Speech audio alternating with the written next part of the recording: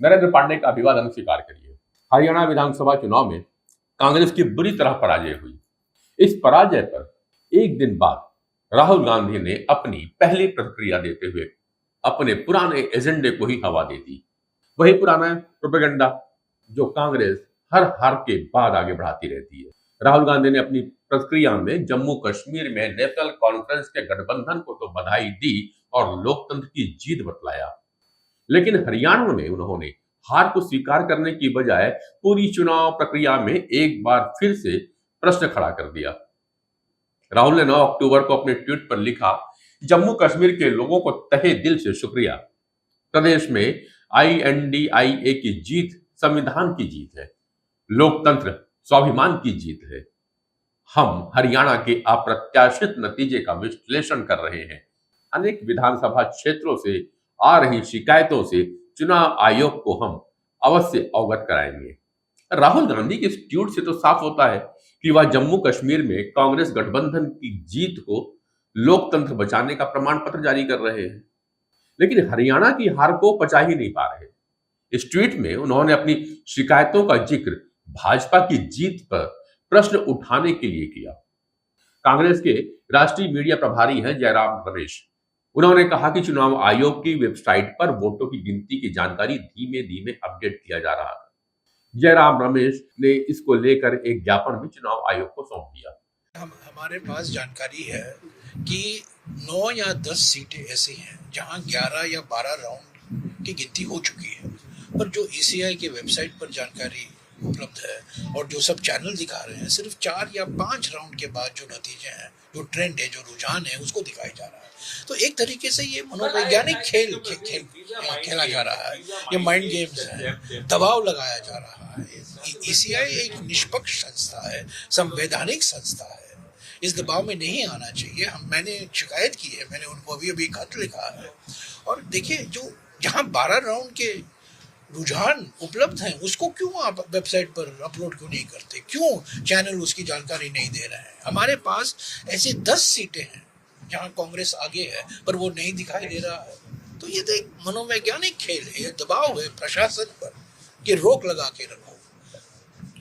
जनादेश, हरियाणा की जनता बदलाव चाहती है, परिवर्तन चाहती है, जनादेश कांग्रेस के पक्ष में होगा। अब देखते जाइए।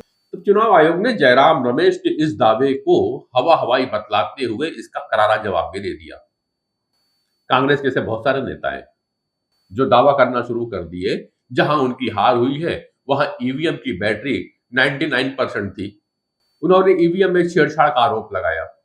हालांकि सच यह है कि EVM मशीन में 8 वोल्ट की बैटरी लगी होती है, या बैटरी पूरे एक चुनाव तक चलती है।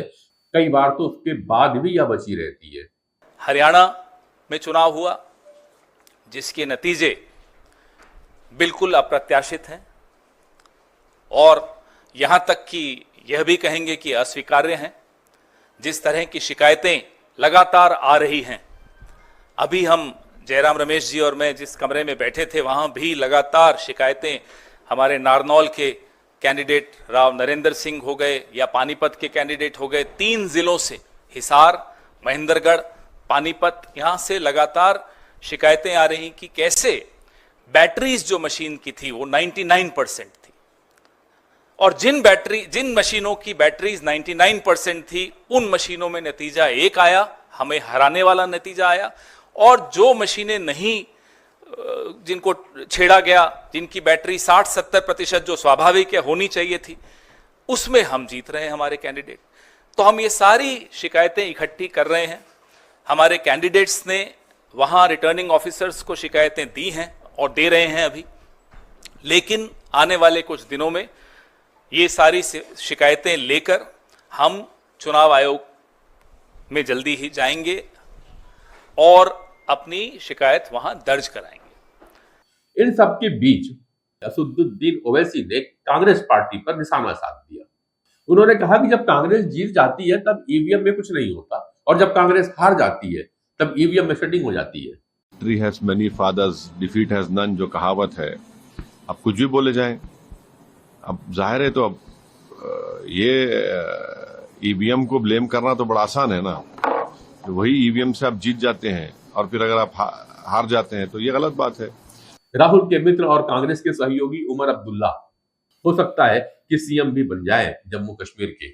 उस उमर अब्दुल्ला ने मोदी की अब तारीफ कर डाली। उमर ने कहा, अभी जो केंद्र में सरकार है वो कश्मीर के भले के लिए काम कर रही है। आर्टिकल 370 वापस लेने के बारे में तो हम अभी सोच भी नहीं सकते। हमारे लिए अच्छा है कि हम केंद्र और मोदी सरकार से अच्छे संबंध बनाकर चले। सियासी मौकूफ बदलेगा नहीं। हमने कभी ये नहीं कहा कि हम 370 पे खामोश रहेंगे या 370 हमारे लिए अब मुद्दा रहा नहीं, लेकिन हम लोगों को बेवकूफ़ बनाने के लिए भी तैयार नहीं है। मैंने बार बार आप लोगों से कहा है कि उन लोगों से उम्मीद करना जिन लोगों ने 370 हमसे लिया कि हम उन्हीं से वापस हासिल करेंगे, वो बेवकूफ़ी है। वो लोगों को धोखा देने के बराबर है। हम लोगों को धोखा देने के लिए तैयार नहीं है। कांग्रेस और उनके नेताओं को समझ में क्यों नहीं आता कि चुनाव होता है, उसके परिणाम दो ही होंगे, या तो पार्टी जीतेगी या फिर हार जाएगी। जीतने पर आपकी जिम्मेदारी है कि आप सरकार का गठन करें और जनता को दिए गए वादे को निभाएं। तो हारने पर आपको अपनी समीक्षा करनी चाहिए, साथ ही सरकार को सकारात्मक तरीके से सहयोग देना चाहिए और जनता के मुद्दे को समय समय पे सदन पे या सड़क पर उठाते रहना चाहिए। कांग्रेस के मामले में इसका ठीक उल्टा हो जाता है। वह जीत के बाद तो अति उत्साहित हो जाते हैं, जबकि हार के बाद अपनी समीक्षा के बजाय आरोप प्रत्यारोप की राजनीति करने लगते हैं।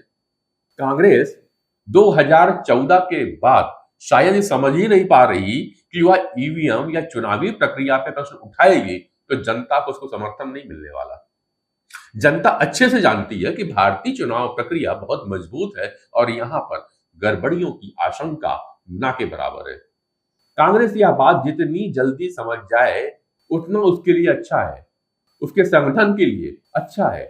कांग्रेस को अपनी विचारधारा को ठीक करना चाहिए, उसके लिए काम करना चाहिए। यही कांग्रेस के आने वाले भविष्य के लिए अच्छा होगा। आप भी अपने कमेंट्स लिख भेजिएगा, इंतजार रहेगा आपके विचारों का। फिर मिलूंगा नए वीडियो पे, तब तक के लिए नमस्कार।